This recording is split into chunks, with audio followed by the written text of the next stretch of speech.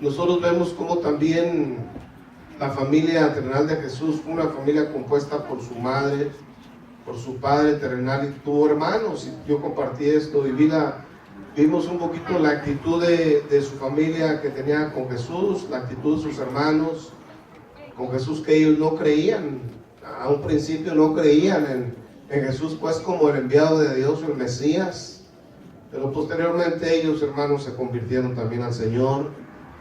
Y vimos cómo su madre junto con sus hermanos lo interrumpían en su ministerio. Y yo les compartía a ustedes de que ustedes, hermanos, también es para mí, por supuesto, que no dejemos que nada nos interrumpa en nuestro caminar con Cristo, que nada nos interrumpa en nuestro servicio a Cristo. Amén. Yo aquí les estuve diciendo, hermano, usted no deje que en un culto, por una llamada de un celular, sea interrumpido. De hecho, yo le digo, hermano, si usted va a filmar el culto, gloria a Dios, pero si no, apaga el celular, hermano, porque usted va ahí, le va a timbrar o hay un mensajito y el diablo lo va a sacar para afuera, porque esa es la verdad. Cuando estamos en los negocios de Dios, ahí solamente hay que estar. Si alguien llama, lo que espere, porque es más importante las cosas del Señor. No dejemos que nadie nos interrumpa, hermanos, por favor. No dejemos que nadie nos interrumpa como interrumpían a Jesús. Amén. Entonces, hermanos, Jesús dio respuesta a esa búsqueda que tenía su madre y sus hermanos. Y Jesús dijo algo muy importante. Él les dijo: mi madre y mis hermanos son los que oyen la palabra de Dios. Jesús dio una respuesta, hermanos, con carácter espiritual, hablando de la familia espiritual, la nueva familia espiritual, como diciendo, bueno, sí, esta es mi familia terrenal, pero ahora yo voy a decir cuál es mi nueva familia, y mi madre y mis hermanos son los que hacen la voluntad de mi Padre. Es la familia nueva de Jesús, que es la iglesia, hermanos. Entonces, la semana pasada yo compartí esa parte donde dice Jesús: mi madre y mis hermanos son los que oyen la palabra de Dios. Les compartí un poquito del oír la palabra de Dios, la gran importancia de oír la palabra de Dios. Pero en esta noche, hermanos, yo sigo con la última parte, y al final del verso 21 dice, y la hacen. Los que oyen, pero dice, y la hacen. Es decir, los que obedecen la palabra de Dios, los que practican, los que viven la palabra de Dios. Ya la escuchamos, ya la oímos, ahora hay que ponerla en práctica, ¿verdad? Porque nosotros, como hijos de Dios, tenemos que vivir lo que predicamos o lo que creemos de Dios. Amén. ¿Verdad que sí, hermano? Porque no hay cosa más tremenda que alguien predique muy bonito las cosas de Dios, pero viva contrario a lo que predica. Eso no debe de ir, hermanos, en la vida de un creyente.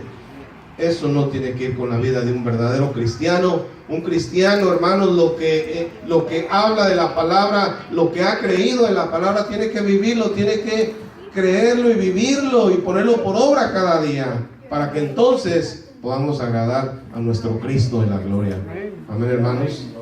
Entonces dice, y la hacen, o sea, los que viven y practican. En primer lugar, quiero que veamos un ejemplo, hermanos. ¿Y quién es nuestro mejor ejemplo para nosotros los cristianos? ¿Quién es el ejemplo para usted a seguir? Cristo. Es Cristo. Amén. Amén. Es Cristo, hermanos, es Jesús. Juan capítulo 8, vamos a empezar a leer algunas escrituras, hermanos. Estamos en esta última parte donde dice, y la hacen. Ya vimos los que oyen la palabra de Dios, pero ahora es, y la hacen. O sea, los que la viven, la practican, la ponen por obra. Y vamos a leer, hermanos, en Juan capítulo 8 y versículo 29.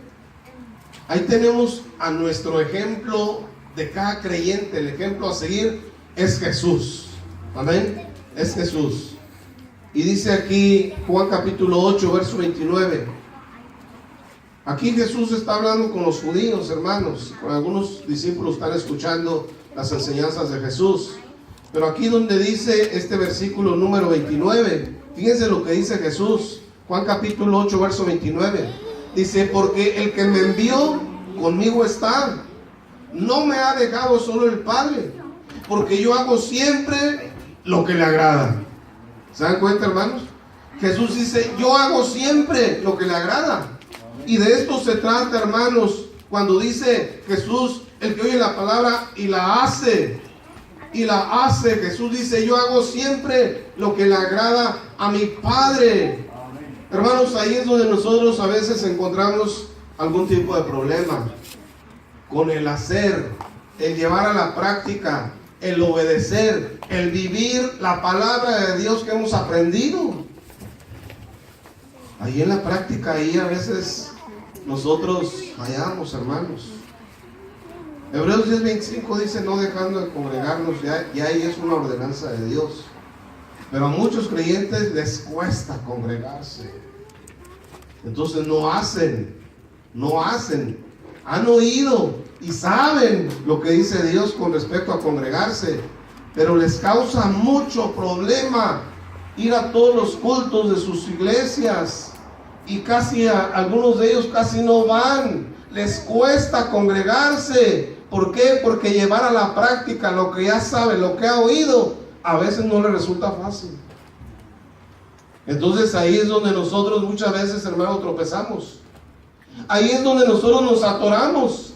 Ahí es donde nosotros dejamos de avanzar y de crecer en nuestra vida espiritual. ¿Por qué? Porque si oímos la palabra, pues gloria a Dios, pero hacemos muy poco. Obedecemos muy poco. A veces a Dios no lo obedecemos, hermanos, y ponemos nosotros un montón de excusas, y nosotros pues nos queremos justificar delante de Dios. Pero en el libro de Job dice, hermano, que ¿cómo se va a justificar el justo delante de Dios? ¿Cómo nos vamos a justificar? ¿Cómo le vamos a decir al Señor, oh Señor, no puede orar porque esto y aquello? ¿Podremos justificarnos delante de Dios por no obedecer, por no hacer la palabra de Dios? No, así de sencillo. Nos podemos justificar con el pastor, nos podemos justificar con el hermano, con la hermana, pero justificarnos delante de Dios por no hacer la palabra de Dios, por no orar, por no leer la Biblia, por no congregarnos debidamente, por no estar en las actividades de la congregación, por no ayudar al prójimo, por no bendecir al necesitado, ¿podremos nosotros justificarnos delante de Dios? Pues fíjese que no. Pero aquí tenemos un ejemplo muy hermoso, y este ejemplo maravilloso es nuestro Cristo, Jesús. Y Él dice, porque el que me envió conmigo está. Mi hermano, usted tiene que estar seguro que el Señor está con usted. Jesús estaba seguro que el Padre estaba con Él. Dice, no me ha dejado solo el Padre,